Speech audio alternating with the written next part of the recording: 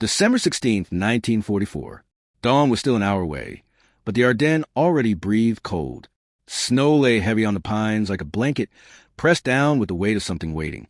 The trees stood as frozen sentinels, their bare branches etching black veins against the steel sky. Silence folded over the forest, a silence that felt deliberate, as if the land itself was holding its breath.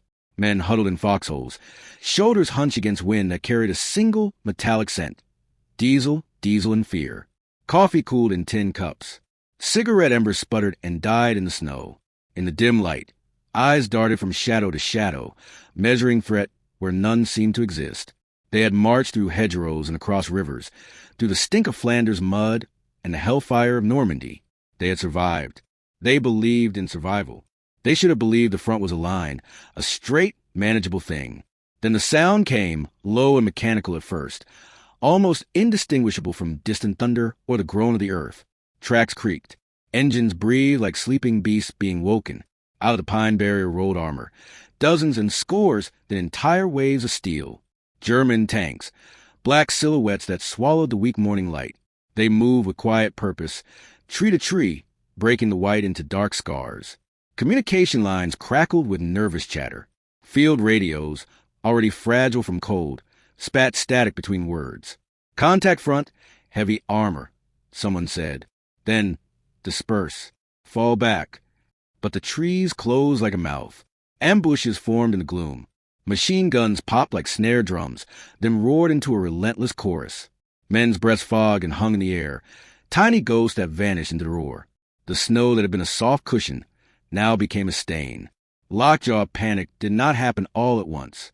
It arrived in small, stinging waves. A platoon pinned on a ridge, a supply truck hidden under a blanket of white suddenly erupting into flame, a medic running with a blanket that would not cover the ruin. Orders came, and then dissolved into improvisation. Commanders shouted through snow and smoke. Men watched friends go down, small silhouettes stiffening like marionettes cut from their strings. Fear is arithmetic. The more you lose, the less you can hold. By the hour's end, the Ardennes was no longer a place. It had become a machine tuned to destroy. Every track marked a plan. Every crest shielded an ambush. Men learned the forest cruelty, the way animals learn the bite of winter, with a slow, quiet acceptance that survival will be purchased with pain. Somewhere, far from this instant, families lit lamps and set places at a table for sons who would not come home. The contrast was unbearable. The forest took its due. The world felt both enormous and exquisitely small. And yet, beneath the terror, something else hummed, a stubborn human thing, a refusal not to be erased, quiet courage, tiny acts, handing a canteen over body, sharing a last cigarette, whispering a joke. Those acts were minor rebellions against the day. In them, the men found the raw material of endurance. The Ardennes was becoming hell. But the human spirit, thin and battered as it was, kept lighting small flames inside the dark. Months earlier, optimism had a different shape. It was neat, clean, and loud in the letters that traveled across the Atlantic. Home by Christmas, they wrote. Airfields hummed with a steady rhythm of supply planes. The front lines, after the long attrition, seemed to be settling into something manageable. America's industrial tide had flooded the Allied effort. Armor, food, fuel, all arriving like a relentless spring. Men in barracks trimmed the edges of homesickness with jokes and cheap postcards. The American war machine had proven itself in Normandy and in the drive across France. Commanders, riding the momentum of success, made plans that assumed continuity, that logistics would hold, that weather would not conspire against them in any catastrophic way. The belief was simple. The Wehrmacht was broken, morale was frayed, resources were stretched. Hitler's armies were desperate. A calculated push could finish the job. The heart of that belief beat with confidence. It softened men into thinking lines are lines and lines are safe. But the Germans did not share the same calculus. Desperation engendered audacity. Behind veil and silence, Hitler's staff plotted a sting meant to slice the Allied front in two.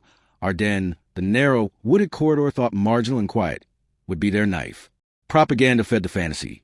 A surprise would sever supply lines, capture key bridges, and force beaches in places they no longer controlled. In small towns and cold barracks across Germany, whispers gathered speed into resolve. Men who had been told their country was failing found reasons to fight harder still. Pride replaced rational calculation. On the Allied side, complacency was not malevolent. It was a human byproduct of success. Armies get used to winning. Victory becomes a routine, and routine breeds habit, and habit dulls senses. In the Ardennes, this was lethal. Reconnaissance flights were limited by weather. Patrols were short, because commanders assumed no major offensive would come through such terrain in winter. The dream of short, decisive ending blinded many to small anomalies. Unusual troop movement seen in the fog, supply wagons moving in odd patterns, radio silence in sectors that were usually noisy. Pride, hope, and a yearning to return home painted over these warnings. Men sang to keep their minds off cold. The young soldier believed his letter home would find him in Paris. The sergeant believed in the neatness of maps. The colonel trusted prior success. Together, they constructed a fragile cathedral belief that could be toppled by a single gust, and fate, cold and impartial, would supply that gust in full. The first salvo felt like treason. At dawn, the forest woke to a rhythm of shells, not random, not haphazard, a metronome calibrated to break. The German artillery masterfully combined fire and movement. Tanks slipped through gaps where earth and frost allowed. Infantry, trained in winter warfare, moved like ghosts through snow, shunning open ground and using the trees for cover. Command and control on the Allied side splintered as units took hits in places no one thought hit-worthy. Tactical superiority, once assumed, splintered in the face of cunning and audacity. Convoys that should deliver relief were turned to uncontrolled bonfires. Radio operators issued maydays that crossed with orders to hold, and men found themselves with fewer options than the situation demanded. Reinforcements moved, but roads were narrow and choked. The forest is a trap for anything that must travel in line. The German plan, ruthless in its simplicity, exploited this geometry. Each breakthrough amplified its neighbors. A breach in one sector forced neighboring units to thin their lines. A thin line was a target. As the battle grew, small betrayals of expectation multiplied. Tanks thought gone reemerged in rear positions. Artillery that should have been neutralized found new voice.